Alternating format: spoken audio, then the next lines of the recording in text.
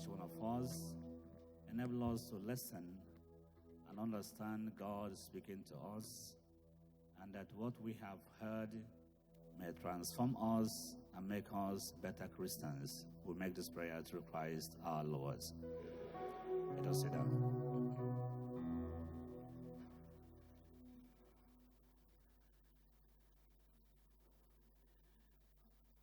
The Lord has a beautiful message for us today. And that message is a message that can transform us and make us better Christians. God has a beautiful plan for man, for human beings.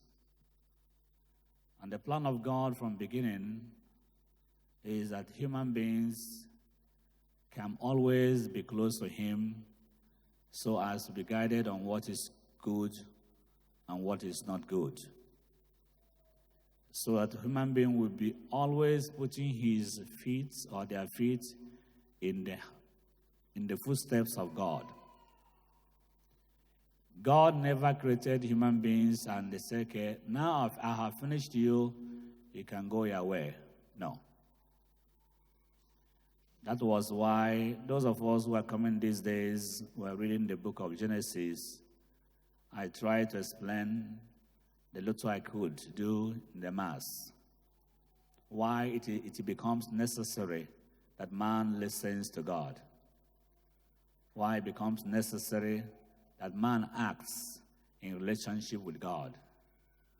It is not optional. It's necessary. It has a foundation in the scriptures.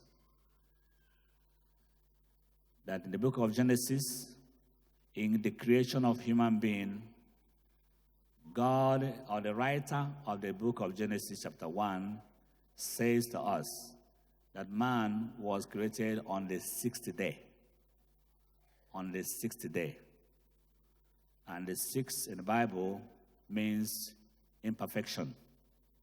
Six in the Bible is imperfection.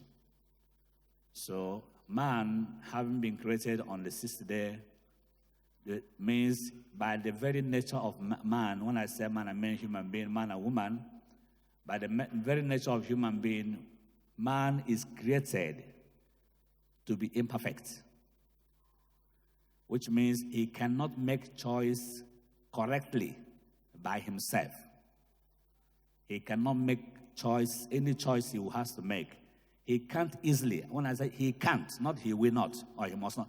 He cannot make correct choice in his fullness if not relying on God. That's why God rested on the seventh day. 7 belongs to God. 7 means perfection. So 7 is something about God. That's why when we die, to rest means to be with God. The 7th day, we go on our 7th day. All our life on earth will remain on 6th. Until when we leave this world, we go and be on the 7th day, the rest, the heaven, the paradise. And because of this, if you go to the second chapter of Genesis, it again reminds us of, again, that man is not perfect. How? That man was created with clay, soil. Even though God put himself inside him, but he has still a part of him that is weak. So only when man relies on God, this part of him that is weak, that is soil, sand, can easily be able to make meaning out of itself. That's why when somebody dies, the Spirit of the Lord steps down. This body, in its beauty, the way, whether it's tall or fat, beautiful, handsome, will decay in a second, decompose in a second. And this body that you like so well, when the Spirit leaves, you will not like it anymore because the smell and everything about it, no matter how perfume you put around, will be completely destroyed. Because the Spirit is the one that is inside it. So because of how we are made, it becomes necessary that we realize that every choice we make, every decision taken, we must be conscious that we must rely heavily on God. That was why in the book of Genesis chapter 2, when man was created, God has to begin to guide him. Don't eat this one. Eat this one. Don't go this way. Go this way. Why? If God say, make a choice by yourself, we see when Eve made a choice by herself. The choice she made. And man also supported her by following on the same choice. And we see the end of it. We see the end of it. When man and woman is allowed to make a choice by themselves without God, it can be disastrous. When they are making it at the first instance, it will appear as if they are making a very good choice for themselves. They wouldn't know that they are destroying themselves. Because every choice made alone without God leaves man a very high regret. And that's why the moment you come to know whom you are, I come to know whom I am, and we know whom we are, we cannot but be humble. In fact, with that word, humus, soil, we must always be down to earth because our very nature is earth. So we must be down to earth and be able to listen to people who are guiding us. That was exactly what we are reading in the book of Sirach. By the time the book of Sirach was being written, the first reading today, is around 200 to 300 years before the birth of Jesus. By this time, the voice of the prophets were no more present. There were no more prophets who were telling the people, God says, thus says the Lord, you should do this and this and that. All the prophets have gone. Everybody was looking forward to see who will guide us on what to do. Who will direct us? It's good that each one of us develop that desire of who will direct me. I need a director. I need a directoress. Who will lead me?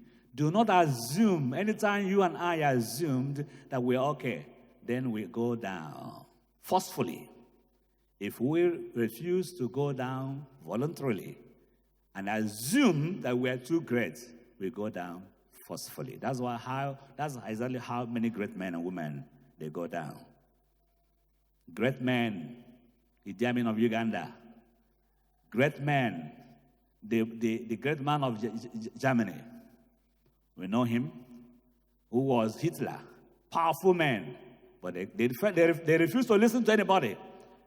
Idi Amin, the one of Germany would say, I am the God of Germany. Hitler always make a proclamation before his soldiers. He would tell them that I am the God of Germany. If there's any God at all, I'm the second.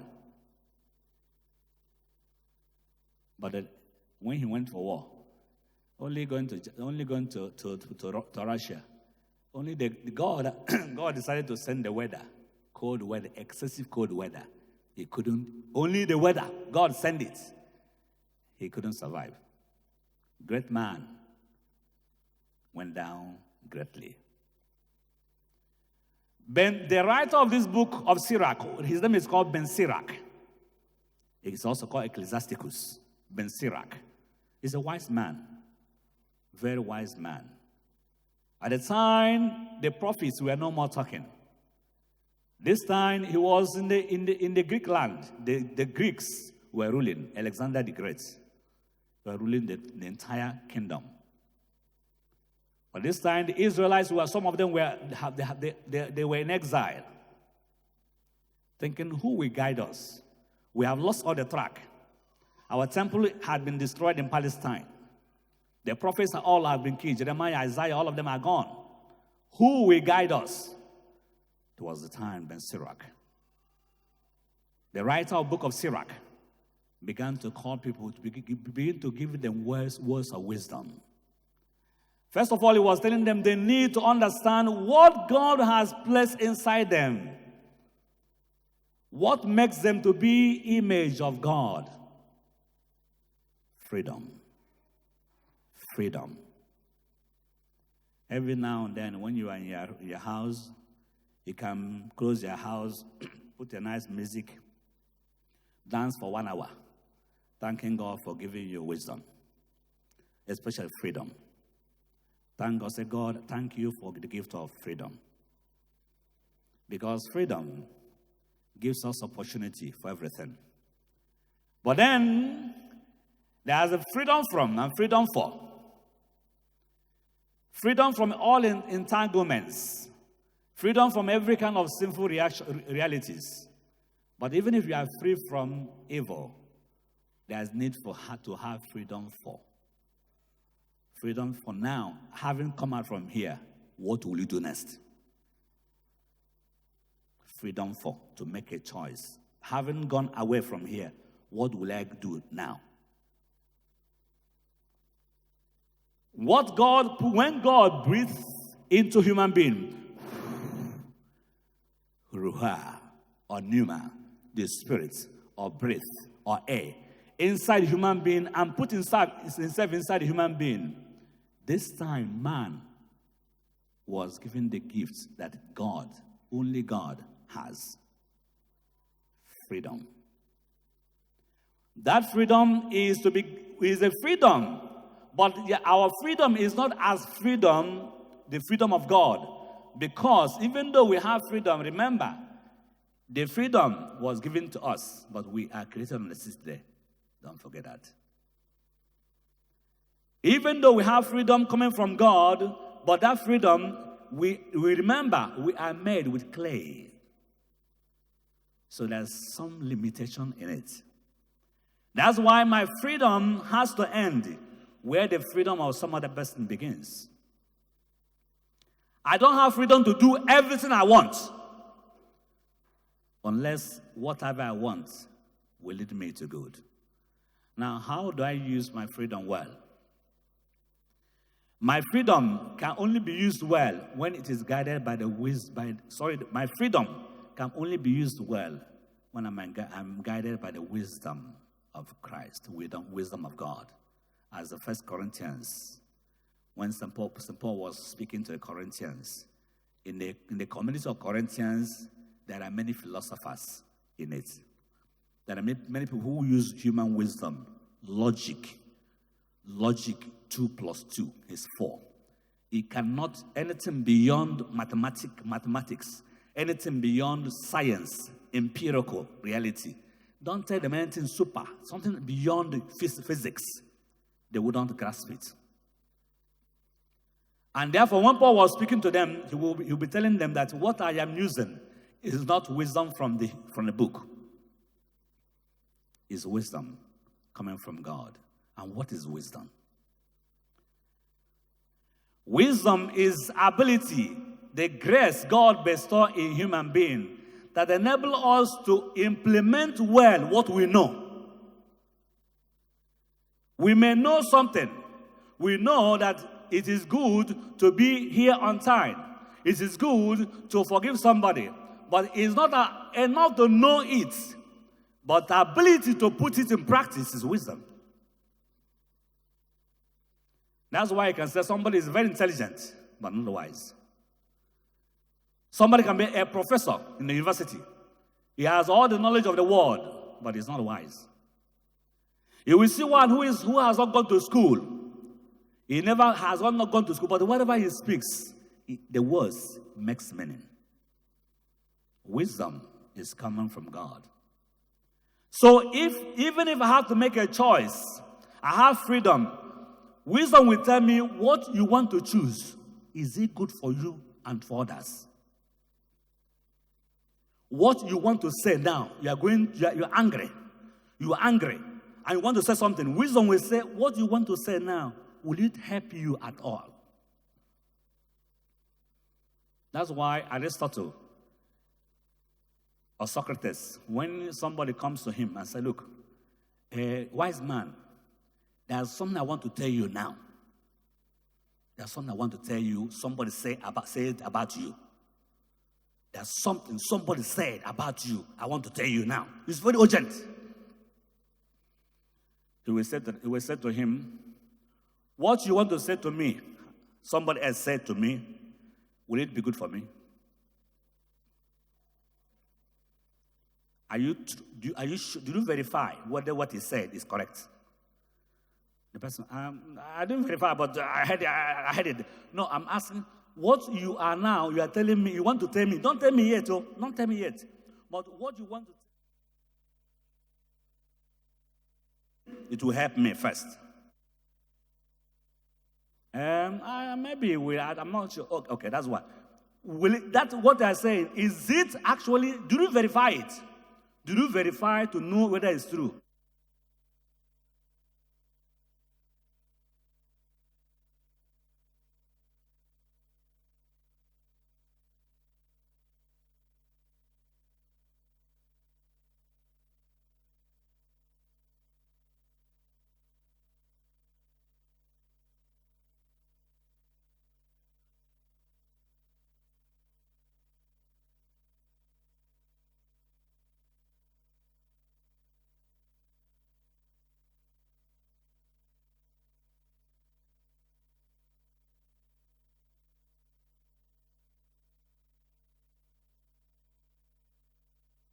Will it make me happy?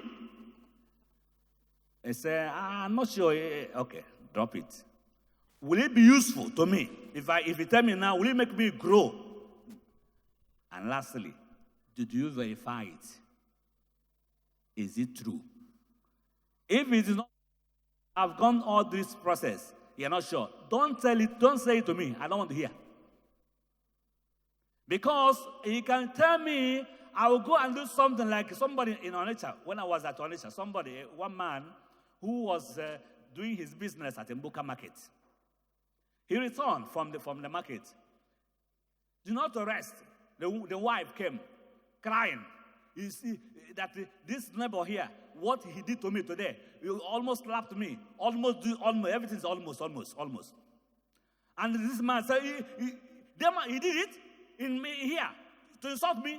He got up and went in the process of a little touch on him. He died, fell down and died.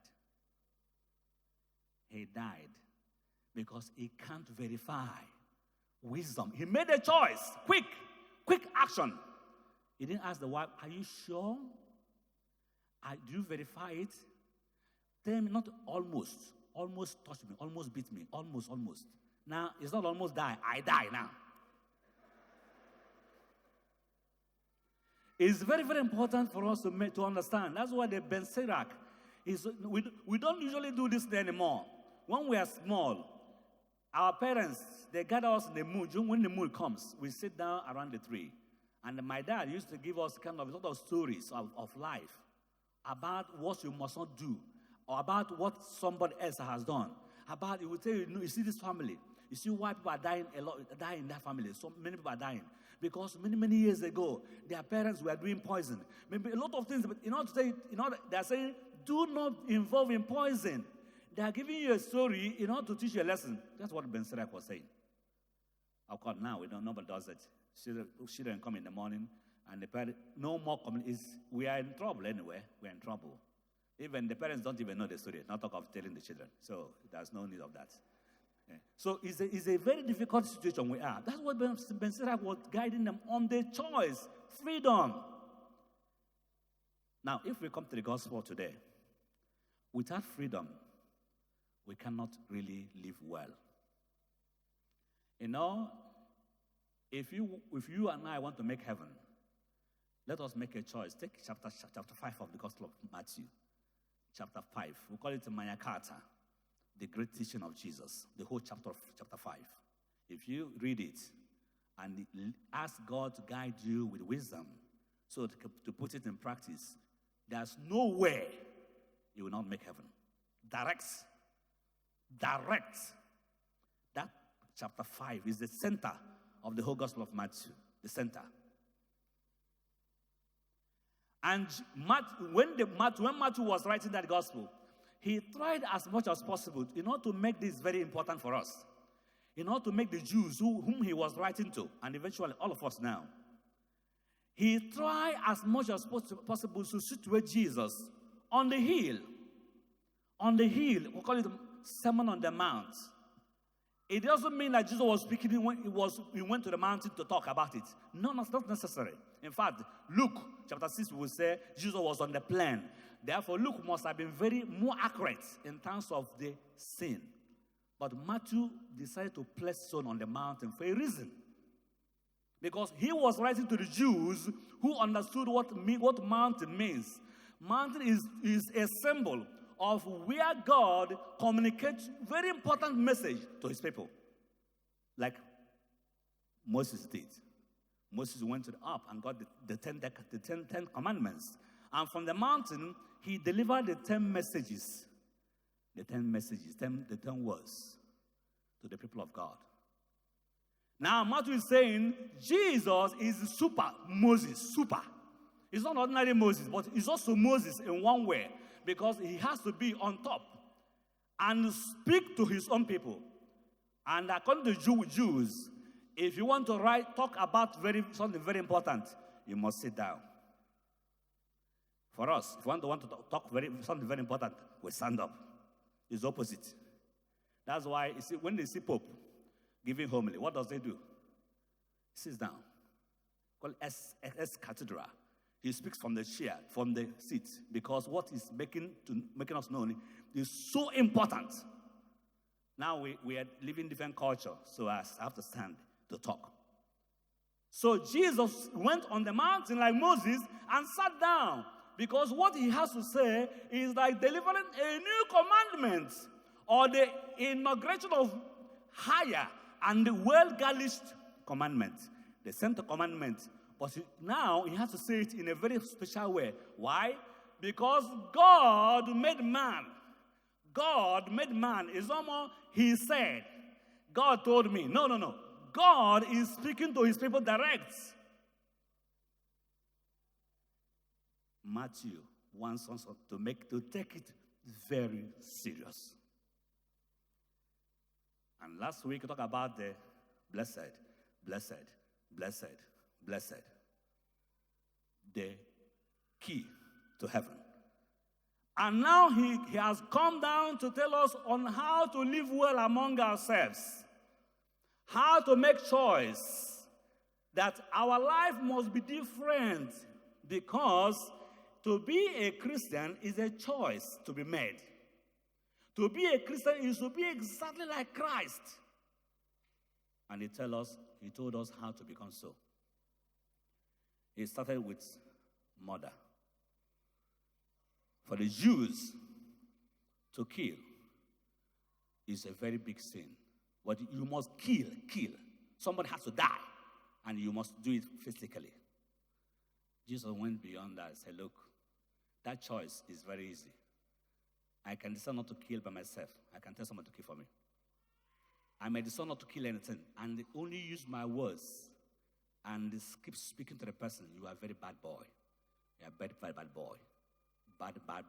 Keep saying it so that inside his consciousness, he will feel he's bad. Or keep telling a woman, you're a bad woman. Your wife, no matter what she does, you are bad.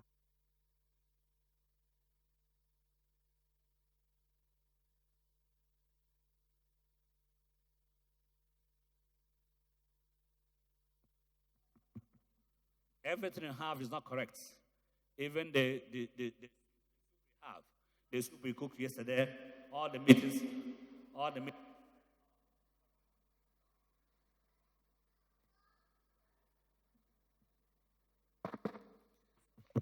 And everything the woman does, keep saying is bad. The soup, bad. No matter what they put inside, they say this soup is full of salt. Anything, this is full of pepper.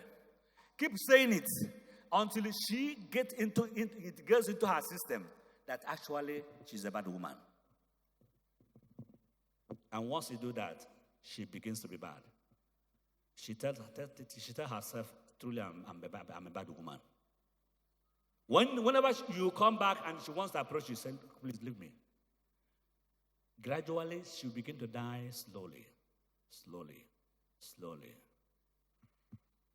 And slowly, when she dies inside, a little bit, it will be on the road. Somebody will calling her name. She will not turn. She is completely off. And any car can knock her down. Any car can knock her down. Any car can bring her down. The same for a man. If a man is completely, every time she comes from work, the woman will not greet him, not say anything to him. We'll say, like your food is on the table. Your food is on, and when he is, and said, what kind of food is this one? So if you don't want to eat, you can throw it away. After I know that you have eaten outside, the one woman has given you food outside. Keep saying a lot of words to him. Make him feel that you don't trust him. Keep saying it. Keep saying it. Keep saying it. Slowly, slowly. He will begin to withdraw. He begins to withdraw slowly, slowly. And they will begin to look for outside whether somebody can say, affirm him that you are good, you are not bad. From there, the family life begins to die. Slowly, slowly. By words. It may decide not to say anything. Just keep mute. When you come in, don't say anything to anybody. Do it for 1 week. The person around you will begin to die. So, nobody does this action without choosing to do it. Freedom. Every action taken in freedom has responsibility. Every action taken in freedom has a goal, either bad or good. That's why Jesus says, be careful what is in your heart, because we may be killing. When is your child or a small baby or girl or boy, whatever he does or she does, you say is good. If he does what is bad, you say is good. What is bad, you say is good. He steals, is good. You keep doing it, even though you think you are doing good because you are pampering him. He is dying morally, slowly. One day when he grows, you will hear that he is armed robber. You kill his moral life. So we have to be wise on what we say or what we act out. That's what Jesus said about murder. It's not only that we kill somebody physically. Jesus says, no, what is inside of us is very important. What actually you put together and act. It talks about adultery, the same. Among the Jews, only adultery means when you take somebody's wife, of course, be stoned. Or you take a young lady, or men are always almost on the safe side. Always. Unless you are caught, two of you. But men can connive, like we have the story of Susan. They can connive. If they go after a woman, it doesn't work. They can connive to say that she was with somebody else. And the person can be killed. They will not say, what of the man? He said, he's too strong for us, run away. Too powerful, run away. So only this one not powerful, so you catch him. And then let us kill her. Because you planned to do something. Inside of you, you have killed her already. But looking for something to do, not to kill her outside, physically. Every killing takes place in the heart first. Every killing, any evil want to do, we have done it already. Looking for how to implement it. It's very important for us. Jesus saying about adultery is very important because when we realize who we are, what we are, it helps us understand how God has made us. And when we look at the scriptures, you see what happened to the people who use eyes. Those who use eyes to do any kind of evil. Their eyes are removed. Samson was so powerful. Even the greatest of all animals, he could break them down. But the eyes brought him down. And Jesus says, be careful of what you see. These days, little children, small ones, they have access to internet. They have mobile phone, smartphone. Devil has decided to overload us with a lot of materials to make sure that even though we don't go out to commit that evil, we commit it in a very serious way, that we have it at our beck and call. so that we can keep seeing it, looking at it, and our life becomes something else. Let me tell you the secret of pornography. There was a young boy in Kenya. That young man, luckily for him, he was on the verge of committing suicide before he met one Salesian priest and began to explain. God wanted to save him. He said that he is a porn star. She's one of them. And she said how she got inside. He said how he got inside. According to him, before you join, they take you into a big shrine. They take you into a big shrine, so you commit yourself to the shrine. The moment you commit yourself to a shrine, your spirit is possessed. Your spirit is possessed. So you're no more yourself. That's why they can be on the screen, naked, no shame, because they have lost it. The spirit has possessed the energy in them. Whatever they're doing, they don't know what they're doing. They don't know that they have lost their integrity. Everything about human beings is thrown into the bush. They don't know at all. They do what animals cannot do easily. And according to him, at a point in your life, 99% of those who do that commit suicide. Than 99% of those who involve in pornography, those who are actors and actresses, they commit suicide. Why? Devil will use them to the point that eventually they decide to open their eyes to see themselves as they are now. They realize they mean nothing on earth anymore. Nothing. They can't face the world anymore. They better take poison and die. What is the goal? It's a big industry, very massive industry in the world. Illuminati and others who are sponsoring this evil. What is the goal? Any man or woman who sees them, that's what's called partial possession. Partial possession. Any man who sits down to look at them, as they're looking at them, he cannot go anymore. He keep looking more. The spirit will move inside from there, inside of you.